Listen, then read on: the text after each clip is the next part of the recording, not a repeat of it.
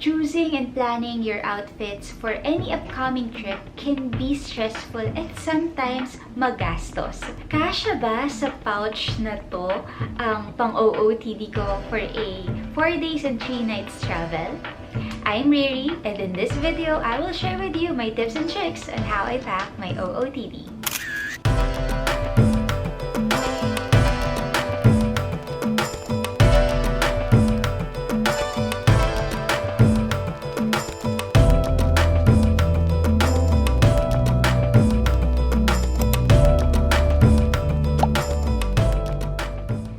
Type of person na mas matimbang sa akin ang functionality ng outfit ko over fashion.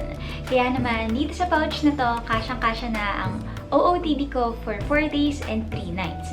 And kahit na mas matimbang sa or priority ko ang functionality ng outfit, I still want to look cutesy and demure sa bawat travel ko.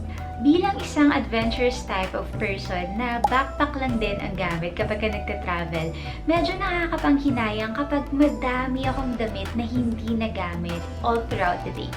And these are the things I've learned for the past 10 years of traveling. So in reality, mag-iiba-iba naman talaga yung dala natin.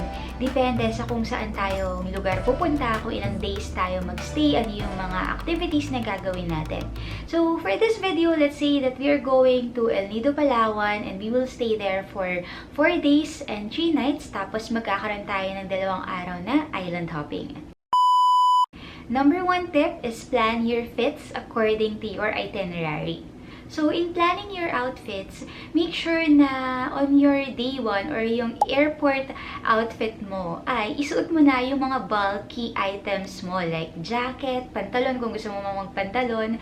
So, wear your bulky items as your airport outfit. And as you plan your outfit, you can also take photos for reference, diba? Para, alam mo, makita mo kung bagay ba talaga sa'yo yung outfit na yon, yung mga items na yon, or whatnot. Most of the time, dito din talaga ako nagtatagal yung planning my outfits. Kasi, ayun, madami ding factor na kinoconsider. Like, kinoconsider yung itinerary, ano yung mga lugar na pupuntahan, ano yung mga activities na gagawin. And syempre, nakakadagdag din yun ng excitement, diba? Number 2, use it more than once. Okay, so medyo parang ang dugyot pakinggan, no? Pero hear me out. For example, we are going to stay 3 nights. So, hindi mo naman kailangan ng 3 pair or 3 magkakaibang damit ng pantulog for this travel. No, siguro 1 set of pantulog is enough. Or kaya naman, ang pwede mong gawin, kung ano yung pantulog mo ng gabi, yun na rin yung suot mo the next day. So, the key point here is, make sure na maligo ka muna before ka matulog, no? So, parang wag kang matutulog ng madumi yung katawan mo para at least yung damit na isuot mo pantulog, hindi siya ganun kadumi. Or pwede mo siyang gamitin the next day sa kung ano man yung next na adventure itinerary ninyo. Another example is you can mix and match your swimwear.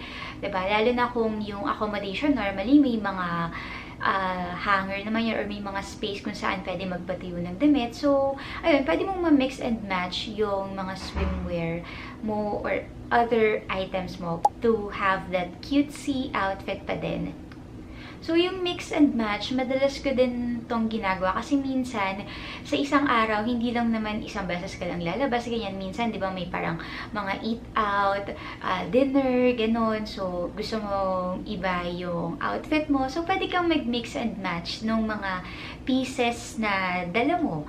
No? So, ayun, that's another tip or based on experience na okay lang mag-ulit ng damit.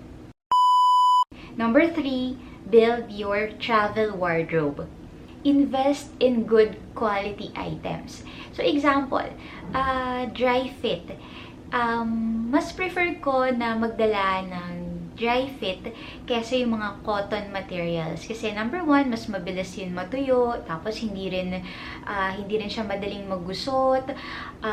Kasi hindi rin sa lahat ng pagkakataon meron tayong plancha or alam mo yun, steamer, flattening iron na magagamit. So, imagine mo na lang, no, gusot-gusot yung outfit mo. So, medyo hindi siya kaaya-ayan tingnan. So, yeah, I prefer using dry fit materials para mas mabilis matuyo, manipis, tapos hindi rin siya madaling magusot.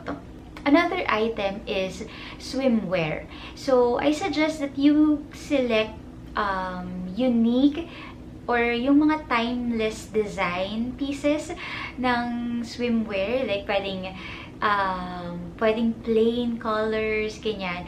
It will help you to easily mix and match your swimwear. So another item is jacket with UV protection. So since I love outdoor activities, instead of just getting a normal jacket, why not level up, get a jacket na may UV protection na rin, diba? Build your wardrobe in a way na pwede mong gamitin ng paulit-ulit yung mga items mo. And since nakaabot ka sa part na to ng video, I have a bonus tip for you. And that is accessories. Yes, Beshiwops, accessories can level up your outfit. And ang kagandahan pa sa mga accessories na to, hindi siya ganun na magko-consume ng space sa bagahe mo, sa bag mo, or what. So, number one accessory that I can suggest to you is sunglasses. So, very different colors or, style of sunglasses. But one thing that I noticed is it can, give pop-up color dun sa outfit mo. Diba may mga sunglasses na kulay orange, kulay blue, yellow, ganyan. So, yeah, it can add pop-up color to your outfit. Or it can be, it can give you that mysterious vibe. Another item or another accessory that you can add to your wardrobe or you can bring during your travel is jewelries. So, I don't suggest to bring yung mga gold items, yung like 18 carats, 21 carats. I suggest stainless steel. No? So, stainless steel para at least kung mawala man siya, hindi ganun kasakit sa kalooban. But there are good stainless steel items na gold-plated na hindi siya kumukupas or talagang close to colored gold. So, accessories can help elevate your outfit na, alam mo yun, kahit na inulit mo yung outfit mo pero para kang nagmumukhang madam. Pagka nagsuot ka ng hika, diba? Accessories, necklace, ganyan, rings. So, ayun, just select good pieces of jewelries. And ayun nga, stainless steel is a good material, especially kapag ka nagta-travel. Your cutesy outfit is just one aspect of your travel.